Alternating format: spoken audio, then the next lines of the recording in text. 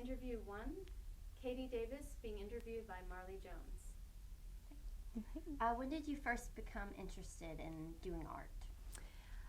I want to say around when I was really young. I always was one of the more thought a little differently, and I kind of knew that in a way because they would comment on that. But I think it was when I was 7 that I was at my grandmother's house, and we didn't watch TV or anything, and so finding an activity was key. So I remember one specific day just being like, I want to paint.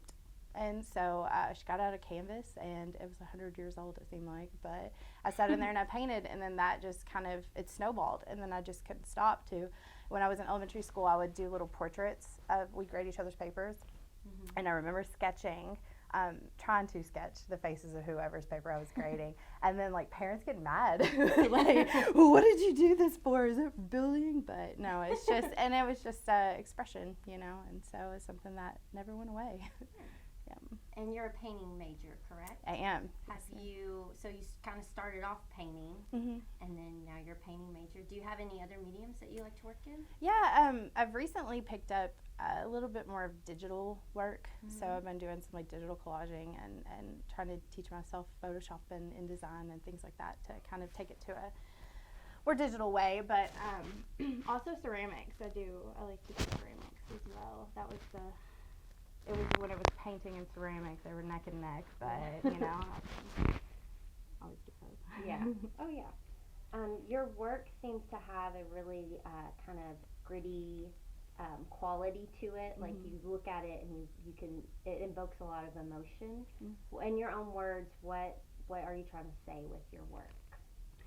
So, it was this whole entire process of being in school and, going back and forth into mediums, once I stuck with painting, it was one of the things where you learn a lot about yourself in a way. Mm-hmm. And as it kind of progressed, I tried doing smooth work. I used to teach how to sip and paint, and that was all smooth, pretty stuff. But once I started kind of connecting my emotion and expression to the work itself instead of trying to make it something like, okay, today I'm going to paint a horse, that's when it started to kind of come through a little bit. And it's honestly taught me a lot about myself as I've processed my own life, I'm working through therapy and coming through with things. And it's kind of just, it all hit me recently too, where I looked at the work and I'm like, oh my gosh. So it's just definitely, it's my emotion dump in a sense without me knowing. Yeah. But, yeah. Is it hard to kind of translate your same theme into other mediums other than painting? You just have such a strong look in your paintings.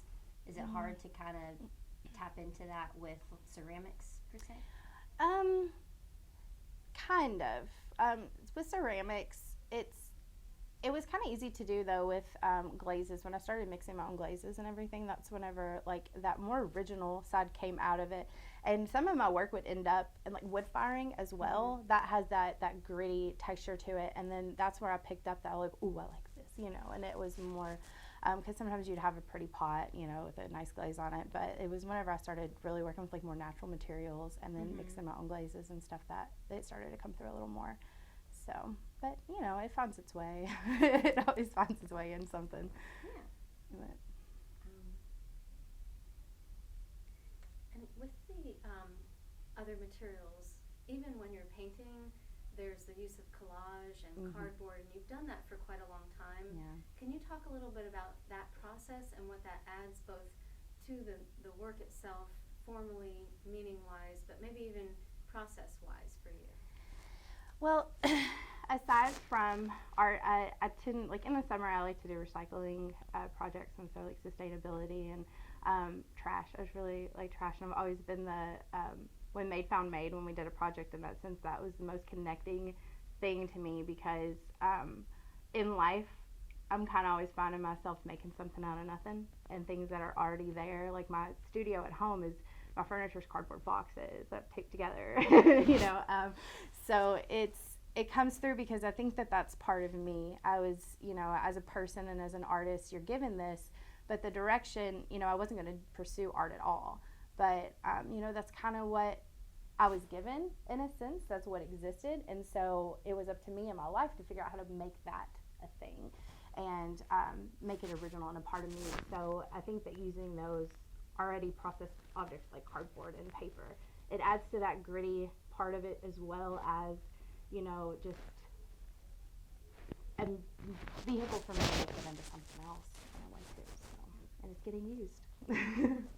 And for those who may not be familiar with how you use that, can you talk a little bit about like the Made Found Made in your version, like what that process is between painting, collaging, found objects, things like that?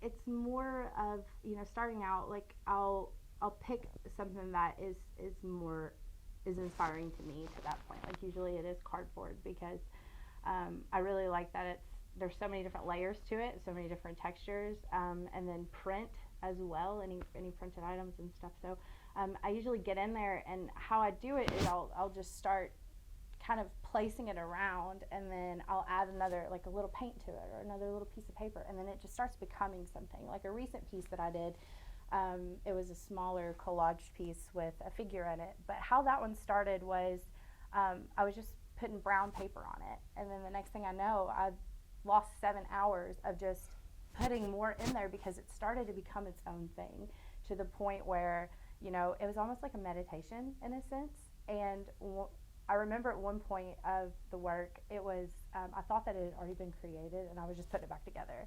Like I forgot that this is what I was making, because it's just, I work pieces until they just become something completely different, and they almost show themselves to me in a way. So I just kind of let the materials do what they want, and I'm just the hands that glue it and paint it.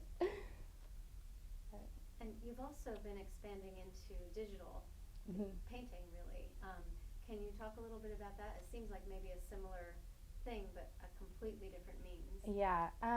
Well, with that, I've been really trying to think about sustainable ways in my practice, and how I work, and I'm a midnight rider for sure. There, I just stay up all night long, and we'll work things together. So having that to be a little bit more compact, to where I feel like I'm a little bit more transient with it. I can I don't have to keep buckets of just ripped paper around my house. I have stuff I can pull from.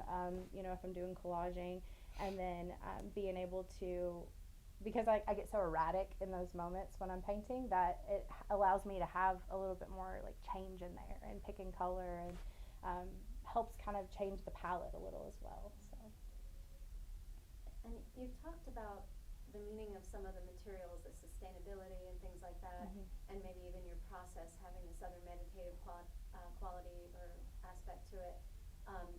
What about your overall, like how would you describe your content, and maybe how that ties to certain imagery choices and things like that? I would say it definitely reflects hoarding.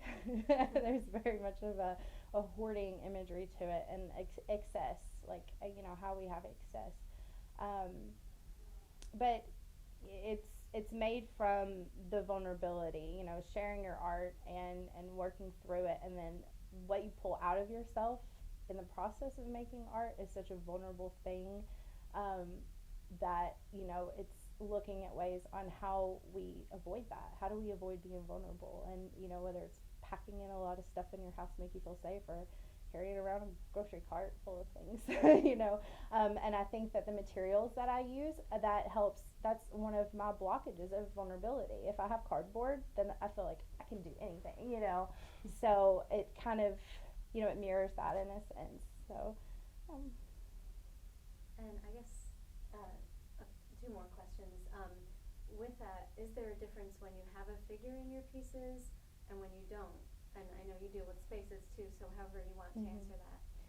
I'm not I think that a figure is something that, whenever I first started, it was safe, to paint a figure in my work, or to have that as a subject, and I never really thought beyond that. And it was, I think that lately I've kind of eliminated putting a figure in my work, and kept it more to, objects, because it sometimes, our visuals aren't necessarily of people, and I'm trying to get beyond you know, I always view our mental state as, you know, got to clean the house, you know, of like kind of checking in with yourself. And so when I visualize people in our the way we think and all that is more of like a structure, a house, and the rooms. So that's kind of helped me translate instead of clinging to a figure to do all the speaking for me, trying to change it up to where, you know, it's an environment, it's a place, it's a way you feel and energy, and you know, and I think that eventually I'll bring figures in again, but I'm trying to hone into the emotion more so than blatancy. So. I have a question regarding just coming to your work. Feels like it's very much about layering, and I'm wondering, in the ideal world, what would you like the viewer to be able to get out of all those different layers that you're creating? I think what I would hope for the viewer to get from the layering is to kind of feel there's like a heaviness that I'd like to convey, like a heaviness to where this isn't just a room, this is a little heavier than that, and you know, to feel, you know, the emotions that evoke when you're in a crowded space, like, or how do you respond when you're in a crowded space? Are you okay with that, or does this bring anxiety to you? Does this make you feel safe? Does this make you feel like the walls are gonna fall in, or you know? So it kind of brings, because there's a lot of heavy emotion that goes into the work. Like there's often times where I just gotta stop and cry, you know, whenever I'm working through a piece.